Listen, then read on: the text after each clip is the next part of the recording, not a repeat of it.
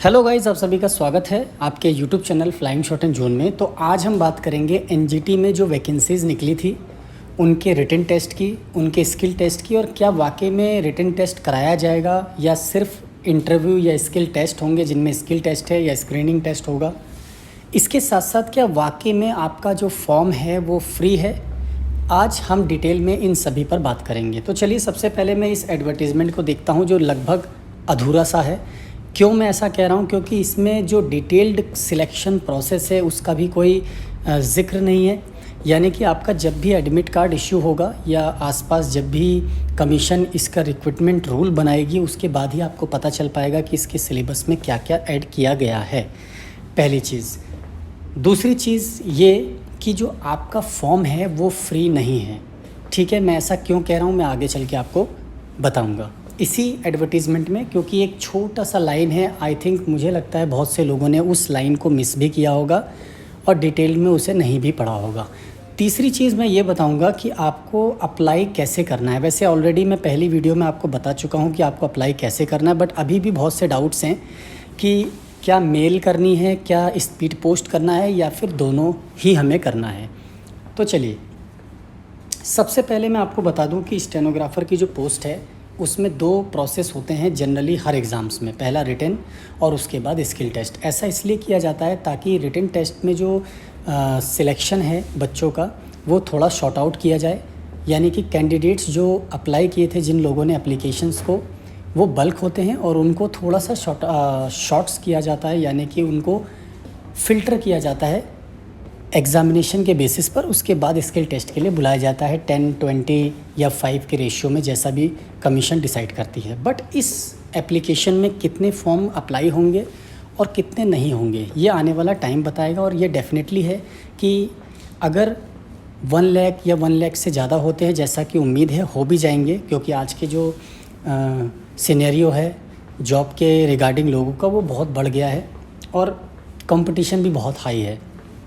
तो उसके हिसाब से मुझे लगता है आने वाले टाइम में आपका जो रिटन टेस्ट है वो screening as a screening test आपका ऐड कर लिया जाएगा स्टेनोग्राफ़र के एग्ज़ाम में। स्पेशली मैं आपको बता रहा हूँ, तो है ना, बाकी एग्ज़ाम्स में आप अभी तक मान के चलिए कि सिर्फ आपका इंटरव्यू कराया जाएगा, यानी कि स्क्रीनिंग टेस्ट होगा, आपका इंटरव्यू बेसिस पे ही सिलेक्शन किया जाएगा। तो चलिए आगे बात करते हैं।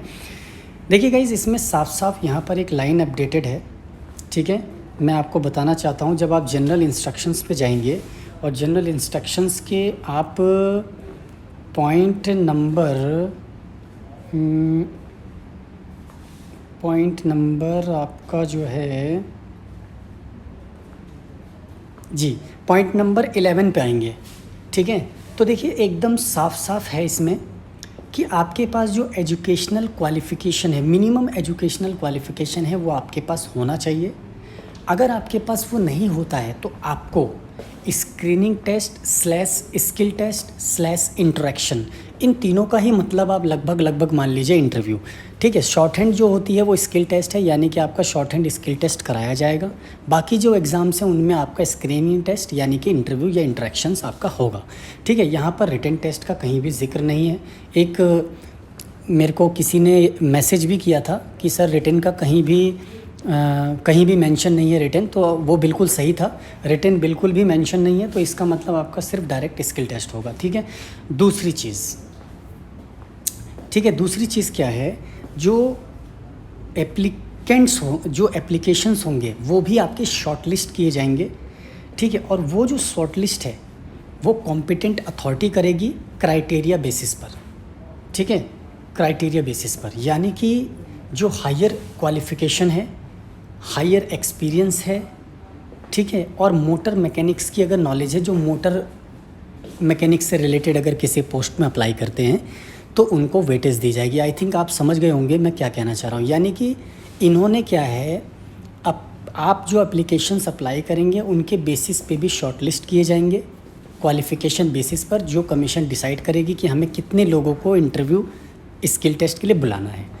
उसके बाद आपको बुलाया जाएगा। एक चीज़ मैंने आपको ये बता दी। दूसरी चीज़ मैं आपको ये बताना चाहता हूँ, देखिए यहाँ पर साफ साफ लिखा है, ठीक है, यहाँ पर साफ साफ लिखा है जो भी आपका स्किल टेस्ट है। ठीक है, यहाँ पर 7 नंबर पॉइंट पे देखिए, candidates may be required to pay applicable fees to the testing agency at the time of conducting the skill test if required. और स्टेनोग्राफी में स्किल टेस्ट आपका होगा, डेफिनेटली होगा। तो आपको जो टेस्ट कंडक्ट कराएगी एजेंसी, वहाँ पर आपको जो फ़ीस है वो देनी पड़ेगी। अब ये ऑफलाइन होगी, ऑनलाइन होगी, बाय डीडी होगी, ये कोई मेंशनिंग नहीं है, इसका कोई मेंशन नहीं है, लेकिन आपको फ़ीस देनी पड़ेगी, यानी कि आपका पूरी तरीके से फॉर्म फ्री नहीं है। ठीक है, चलिए कितनी देनी पड़ेगी वो आपको बाद में पता चलेगा। लास्ट आपका रह जाता है कि आपको अप्लाई कैसे करना है। देखिए एक सिंपल सा लॉजिक है और एक सिंपल साफ सा लिखा हुआ है। इसमें आपको स्पीड पोस्ट करना है, ये 100% है। अगर आप स्पीड पोस्ट नहीं करते आप एलिजिबल नहीं है, आपको स्पीड पोस्ट करना ही करना है। ठीक है, एड्रेस आपका मेंशन है 18 पॉइंट नंबर पर, आप जाएंगे जनरल इंस्ट्रक्शंस पे, आपको स्पीड पोस्ट करना है। पहली चीज़ तो ये है इस 3rd पॉइंट पे। दूसरी चीज़ 25/7 से पहले आपका वो स्पीड पोस्ट पहुंच जाना चाहिए। पहुंच जाता है, वैसे आमतौर पर 2 दिन मैक्सिमम लगते हैं, आपका पहुंच जाएगा। अगर आप बहुत दूर एरिया में रहते हैं तो आप 3 से 4 दिन मान के चलिए। ठीक है, उसके साथ साथ applicants shall also send applications, यानी कि जो एप्लीकेंट्स हैं वो ईमेल भी कर सकते हैं। ठीक है, ईमेल भी कर सकते हैं। यहाँ पर कोई ऐसा तो नहीं है कि दोनों ही आपको करना है।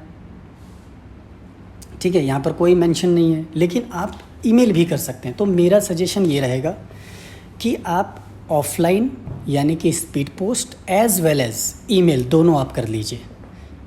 ठीक है, हो सकता है आपका स्पीड पोस्ट ना पहुँच पाए किसी वजह से या किसी रीज़न से, तो आपका एटलीस्ट ईमेल ज़रूर पहुँच जाएगा। तो इसलिए आप दोनों में से आप दोनों ही अप्लाई कीजिए। ठीक है, ईमेल आपको दिया हुआ है।